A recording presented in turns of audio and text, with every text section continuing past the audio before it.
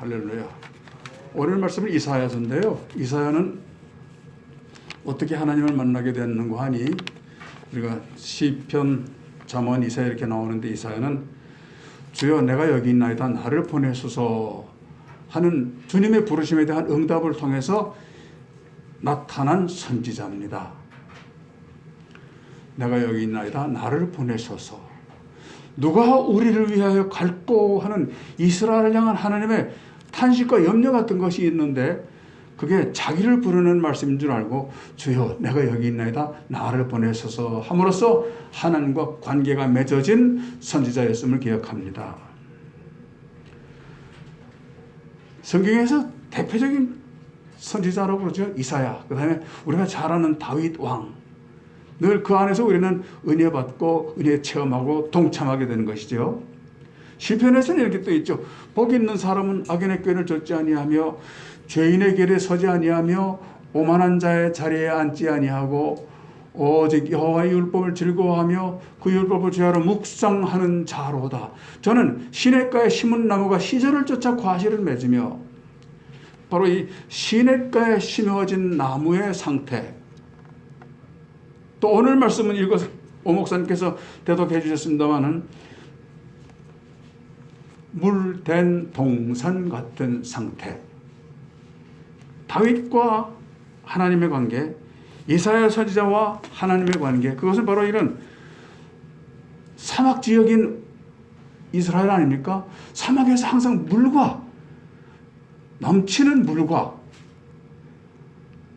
연관되어 있는 거예요. 물이 없으면 살 수 없는데 거기 생명 자체이죠.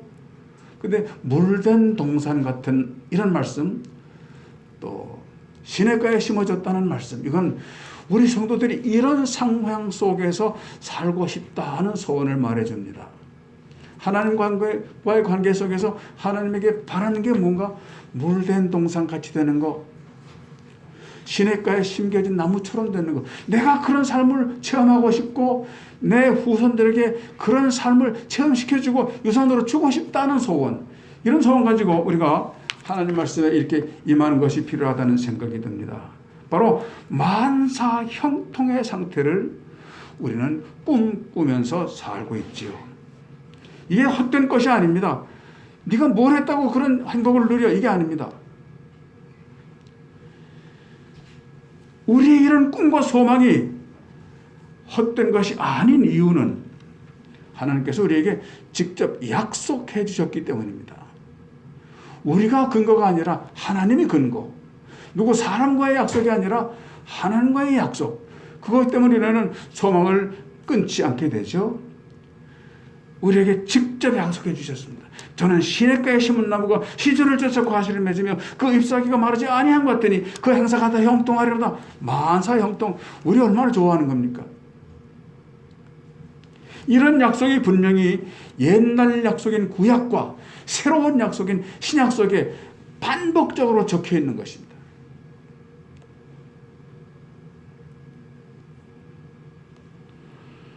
우리들은 그런 하나님 약속의 바탕에서 꿈도 꾸고 바라보게 되지요. 그런데 조건이 있죠. 물론 그 조건을 일일이 확인하면서 지키는 것은 불가능합니다. 조건, 그 약속된 땅에 들어가는 조건, 그 조건 주님께서 숙제를 주시는데 우리는 아무도 못해요. 숙제할 사람 없어요. 모자란 채로 약속이 이루어지는 것이 우리의 소망 아닙니까? 그게 우리의 희망이고요. 그래서 일일이 다 열고 될 것이 아니라 기본과 정신을 제대로 알자는 생각으로 이 말씀을 가지고 은혜 받고자 합니다. 기본과 정신을 제대로 알자는 것. 시편 기자를 통해서 약속하시고 제시한 조건, 시냇가에 심어진 나무같이 되는 것과 이사야서를 통해서 똑같이 약속하신 그 제시하신 조건, 물된 동산 같은 것. 성경의 이런 말씀들은 매일매일 허덕이면서 세상을 힘들게 살아가는 우리 모든 그리스도인들에게 큰 기쁨이요, 큰 위로요, 큰 소망을 주시는 말씀이 되는 것이지요. 예수 그리스도를 통해서 얻은 새 신분된 우리들은 이런 상태를 바라보고 소망하면서 거기에 합당한 조건들을 이렇게 이루어가려고 애쓰고 힘쓰고, 그래서 미국 사람들은 그런 성도들의 애씀을 스트러글이라고 그래요. 쩔쩔매면서 벌벌 떨면서 해내려고 애를 쓴다는 뜻이죠. 그래서 모든 성도들은 매일매일 스트러글 한다. 주님께서 원하신 것을 하기 위해서 스트러글 한다. 물론 이룰 수는 없어요. 주님께 만족함을 드릴 수 없어요. 다만 힘쓰고 애쓰는 것. 여러분 힘드실 때마다, 사명이 무거울 때마다 이 스트러글이라는 단어를 외우시면 위로가 될 거예요. 힘쓴다, 애쓴다.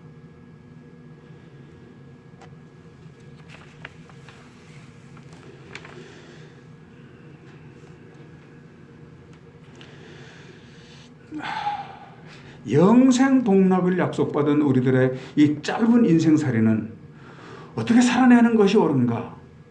이런 의문을 가지고 스스로에게 물어보는 것. 매 순간, 모든 삶의 상황에서 항상 이 삶의 근본 목적, 근본 이유를 물어보는 것.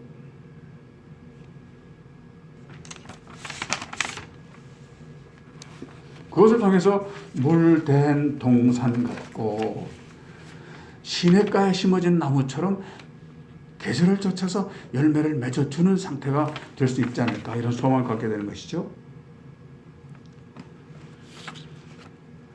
오늘 주시는 본문 말씀을 함께 생각해 봅니다. 첫째로 인식하는 삶입니다. 인식하는 삶. 자기인식이요. 자기인식 없으면 되게 살아요. 대강대강 살아요. 저도 젊었을 때 잠깐 생각을 잘못해서 내 멋대로 살고 싶은 생각이 있었어요. 글로 갔으면 큰일 날 뻔했어요.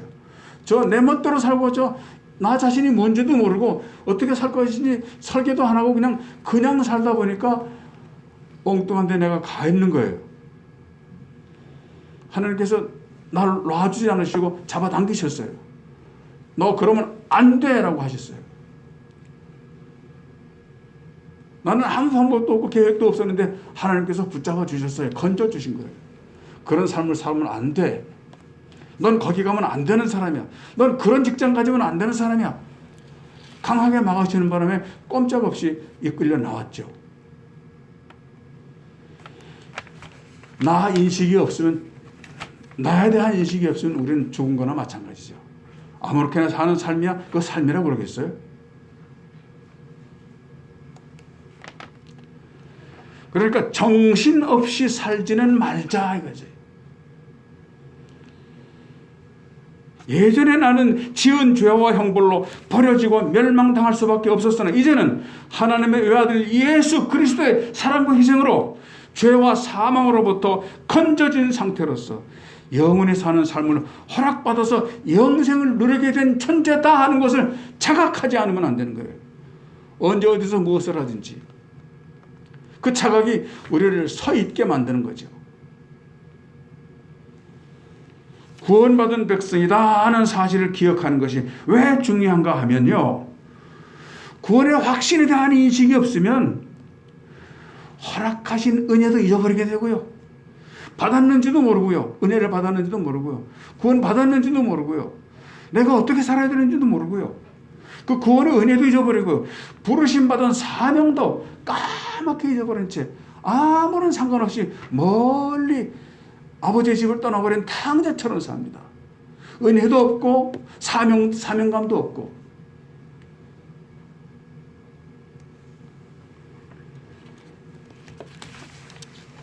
우리가 그리스도인이라는 사실을 인식하지 못하는 순간 즉시 위험에 노출돼 버리고 맙니다.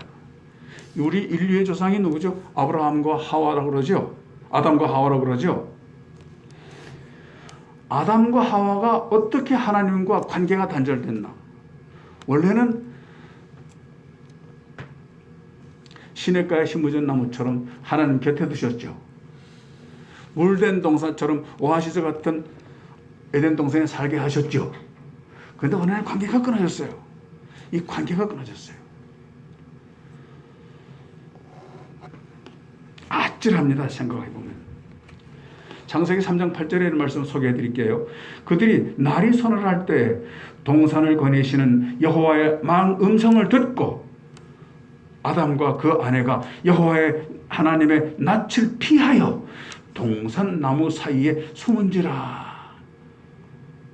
하나님과 늘 같이 계시는데 슬쩍 비껴나와가지고 딴 데가 있었어요. 아담과 하와가. 그리고 하와는 그때 가서 뱀을 만나가지고 미혹받고 있었어요. 둘이 쩔쩔매고 있었어요. 미혹받아서. 왜 그랬나 하면 하나님의 음성을 듣고 하나님 거부하고 하나님 음성 듣기 싫고 잔소리 듣고 목소리도 듣기 싫어서 도망가가지고 숨었다는 거예요. 왜 그랬는지는 모르겠어요. 미혹이 있었으니까 그렇죠.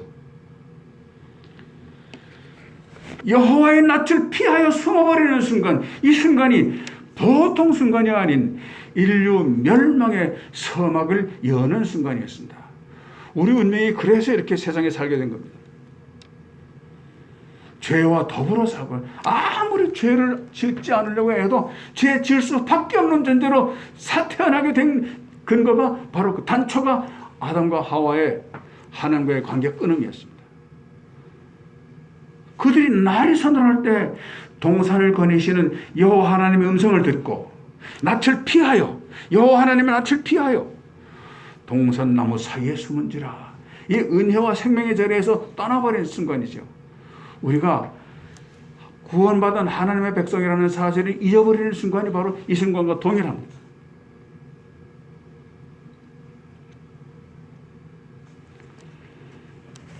하나님과의 관계가 잠시 혹은 영원히 끊어지는 순간이 올 때 우리는 바로 죽음과 사망의 음침한 골짜기로 떨어지는 위험 속에 노출된다는 사실.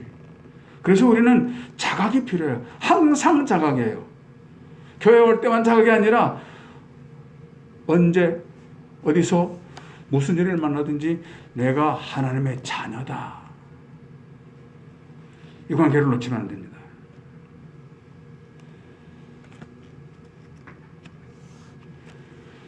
내가 자각을 잃어버리면 그 순간이 매우 위험한 순간으로서 하나님과의 관계가 끊어지는 순간이라는 불행한 사실을 우리가 기억해야 됩니다. 시냇가에 심어졌다는 것, 물된 동산이라는 상황은 성도가 하나님과의 생명의 관계로 연결됐다고 하는 상황을 말해주는 것이죠. 그래서 시절을 좇아 과실을 맺는 복 있는 나무가 될 수 있고, 그래서 새들과 꽃들과 들짐승과 혹은 사람들도 모여 사는 물된 동산, 곧 오아시스도 계속 유지할 수 있는 것이죠. 근데 내가 하나님께 구원받은 백성이다, 예수 그리스도의 보혈의 공로로 아무 공로 없이 구원받은 사람이라는 사실을 잊어버리는 순간 이게 다 위험에 빠지게 된다는 것이죠. 우리가 하나님과 생명줄로 연결된 존재됨을 인식하지 못하는 것은 아담과 하와가 어떤 이유에선가 하나님 낯을 피하여 동산 나무 숲에 숨어버리는 관계의 단절과 그 맥락이 같은 것임을 꼭 기억하시기를 예수님 이름으로 축원합니다. 그래서 항상 우리는 깨어서 내가 하나님 백성됨을 기억해야 됩니다. 우리들이 주일날 원근 각처 삶의 장막에서 살던 삶을 잠시 쉬고 주일날 교회에 모여서 하나님께 찬송과 경배를 드리는 일이 매우 중요하지만 언제 어디서 무엇을 하든지 나의 하나님 백성됨을, 나의 하나님과 생명의 끈으로 연결되어 있음을 인식하면서 살기를 예수님 이름으로 축원합니다. 주님께서 입혀주신 거룩한 의의 의복을 벗지 말고 살자는 말이죠. 우리는 모두 물된 동산입니다. 알고 보면 오아시스입니다. 우리들이 곁에 있어서 오아시스 노릇을 해주는 겁니다. 나도 거기 살고 내 곁에 사람이 모이도록 하는 거예요. 아침에 눈 뜨면서 내가 하나님의 자녀라는 사실을 거듭 확인하는 묵상의 시간 갖기를 예수님 이름으로 부탁합니다. 두 번째로 주님께 드릴 것을 항상 예배하는 삶입니다. 주님께 드리는 것을 뭐라고 그러죠? 예물이라고 그러죠. 예수님께서는 어떤 예물을 원하실까요?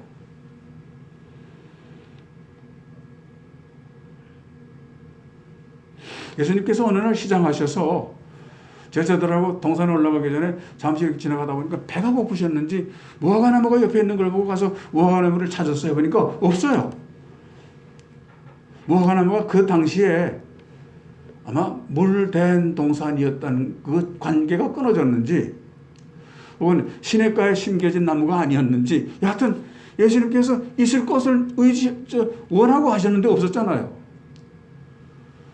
그건 바로 우리 성도들이 어떤 상태였는가 하니 예수님과의 관계가 끊어진 상태를 모형학적으로 설명하는 거 아닌가.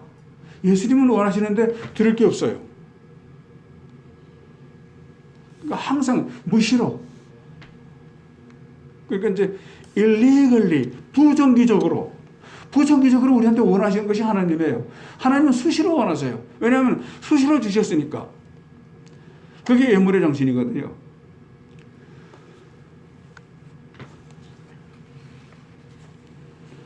그리고 또 예수님은 이렇게 말씀하셨어요. 예물의 정신을 알려주는데 꼭 교회 와서 바치는 것이 예물이라 아니라는 거죠. 성도들은 항상 예물을 준비해야 되는데 예수님이 몹시 배가 고프셨어요. 몹시 큰 병에 드셨어요. 추운 겨울에 헐벗으셨어요. 감옥에도 가셨었어요. 그런데 사람들이 그렇게 말하니까 예수님이 언제 감옥에 가셨어요? 언제 아프셨어요? 물어보는 거예요. 예수님은 병든 사람, 가난한 사람, 추운데 옷 벗은 사람, 병원에 가 있는 사람, 감옥에 있는 사람들을 자기를 통해서 이야기해주고 소개해주고 있는 거예요. 예수님 자신이 아니라. 그 사람들에게 주는 것도 주를 위한 예물이라는 거. 배고픈 사람에게 밥 주는 거 예물이라는 거.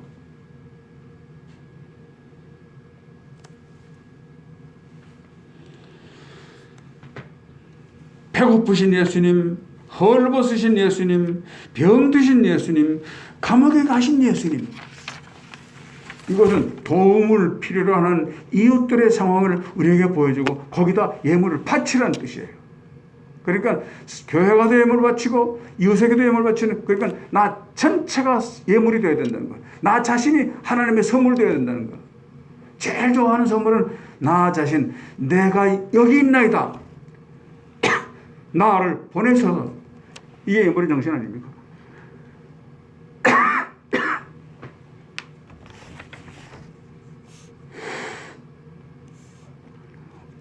우리나라에서 벌어지는 현상 중에 아주 재밌는 게 있어요.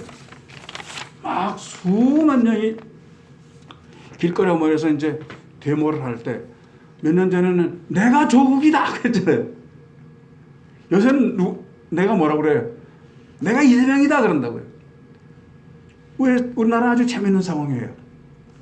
그게 내가 조국이다, 내가 이재명이다 하는 것은 조국 절대 나쁜 사람 아니야. 조국을 우리가 지켜야 돼. 내가 목숨을 지켜서라도 당신 지켜줄 테니까 걱정 마라 이거거든요.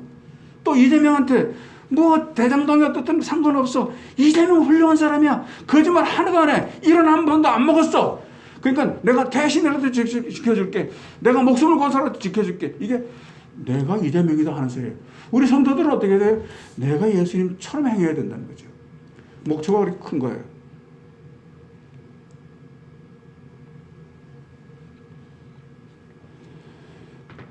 이건 정치적인 슬로건이죠. 내가 조국이다, 내가 이재명이다. 그러니까 이재명이다 하니까 또 옆에서, 바로 옆에서 있는 사람, 아니다, 나는 윤석열이다, 이런 사람도 있어요. 참 재미있어요.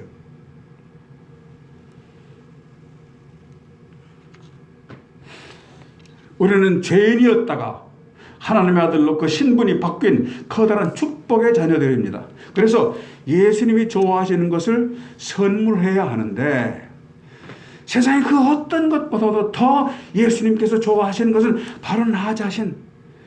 무슨 일에 쓰시든지 나를 통해서 사용하여 주세요.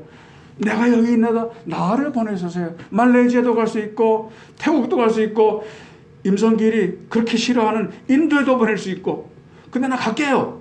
이게 주님께 드리는 예물입니다.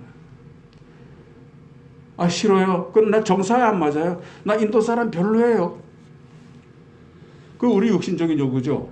근데 우리가 주님께 정말 선물 드리고 싶다면 주님께서 원하시는 것을 하는 겁니다. 내가 아무런 공로도 없이 대가도 없이 구원받았다는 인식을 잊어버리면 이게 안 됩니다. 내가 주님께 새로운 생명을 받았다. 영생하는 존재이기 때문에 이 세상에서는 주고 희생하고 바치는 일도 아깝지 않게 할 수 있게 되는 것이죠. 문제는 인식이 중요합니다. 인식.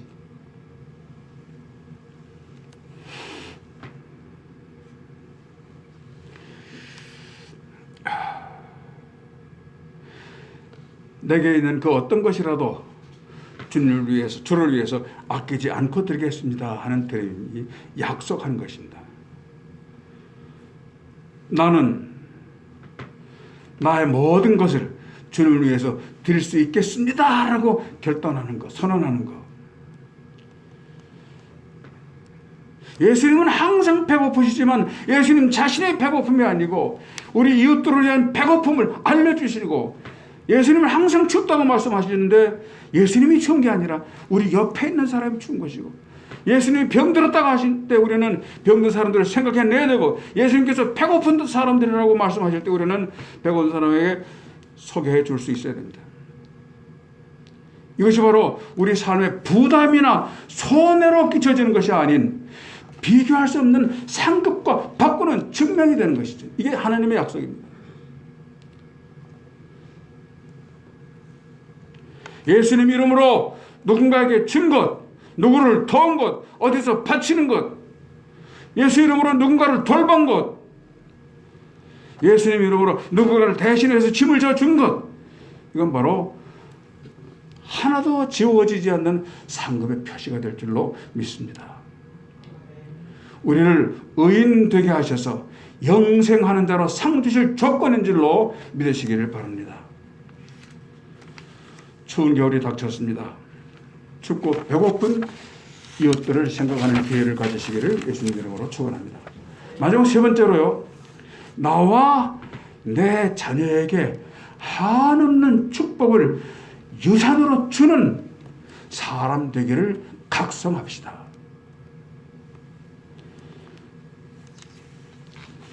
전 자식도 없고 재산도 없으니까 주는 거 걱정 안 해도 되는 사람이죠. 이 땅에 태어나서 우리는 여러 사람과 만나게 돼 있어요.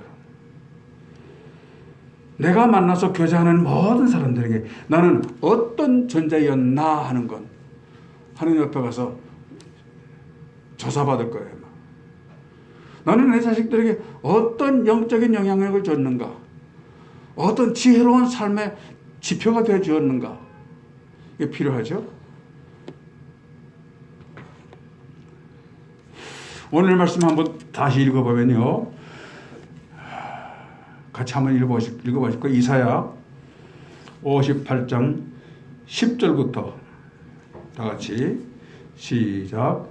만일 내가 너희 중에서 멍에와 손가락질과 허망한 말을 제하여 버리고 줄인 자에게 내 심정이 통하며 괴로워하는 자에게 심정을 만족하게 하면 네 빛이 흑암 중에서 떠올라 네 어둠이 낮과 같이 될 것이며 여호와가 너를 항상 인도하여 메마른 곳에서도 내 영혼을 만족하게 하며 내 뼈를 견고하게 하리니 너는 물된 동산 같게고 물이 끊어지지 아니하는 샘같이 될 것이라. 네게서 난 자들이 오래 황폐된 것들을 다시 건축할 것이며 너는 역대 파괴된 기초를 쌓으라. 너는 너를 일컬어 무너진 데를 보호하는 자라 할 것이며 길을 수축하여 거할 것이 되게 하는 자라 할 것이라.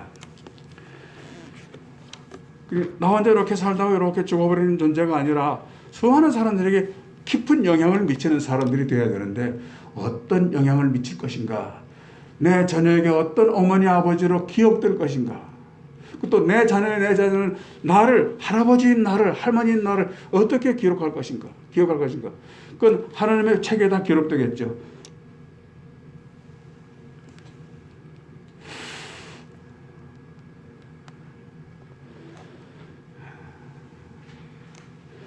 여행가 가사 중에서 이런 말이 있죠. 우리의 만남은 우연이 아니다. 누가 불렀죠? 예? 노사연 씨가 우리의 만남은 우연이 아니다. 우리 한 사람 만나잖아요.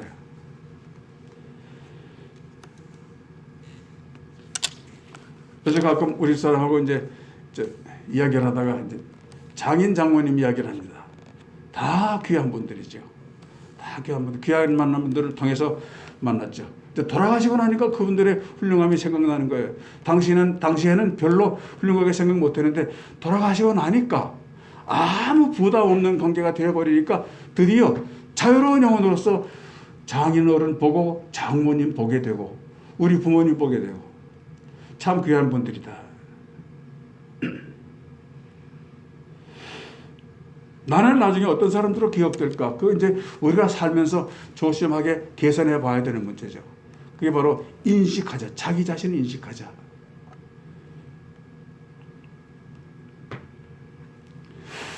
(12절) 보니까 내게서 날 자들이 이렇게 딱 지적해 줍니다. 그러니까 우리 자식들에게 우리는 한없는 사명을 가지고 있다는 것이죠.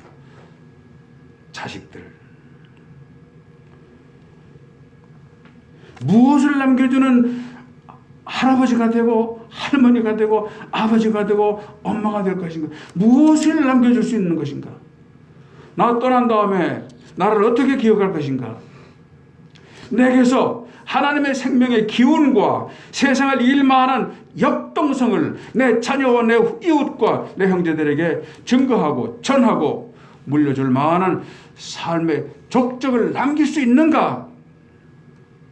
진정 영적인 유산을 남겨주는 부모가 되는가라는 물음을 스스로 물을 수 있기를 예수님 이름으로 축원합니다. 내 후손에게서 내게부터 좋은 영향력 받아서 황폐된 것들을 다시 세우고 파괴된 기초를 다시 쌓게 해서 귀한 하나님께 영광을 돌리는 사역을 담당하는 사람들도 나오게 될 것인가? 그것을 생각하자 하는 것이다.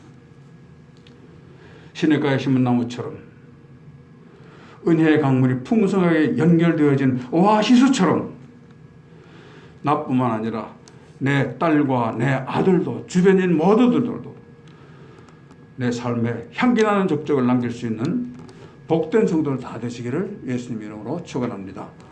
기도합니다. 하나님, 이사야 말씀을 증거했습니다. 또 다윗의 시편 말씀도 증거했습니다. 하나님 앞에서의 내 존재, 내가 어떻게 구원받았으며 어떻게 사람들 중에 구별돼서 하나님 나라의 백성이 됐으며 어떻게 새로운 신분이 돼서 영생하는 존재로 택함 받았는지를 깨닫게 하심을 감사합니다. 이거 잊어버리지 않고 살게 우리 영혼을 붙잡아 주시옵소서. 하나님의 붙잡아 주심이 없으면 저희들은 바로 바른 길 가지 못합니다. 수시로 말씀해 주시고 성경 말씀으로 기억나게 하시고 때때로 설교해 주시고 꿈에도 말씀해 주시고 찬송할 때도 깨닫게 하는 역사에 주시옵소서. 절대로 내가 하나님 자녀됨을 잊지 않도록 자각하는 영도 허락해 주시옵소서. 예수 그리스도의 이름으로 감사하며 기도하옵나이다. 아멘.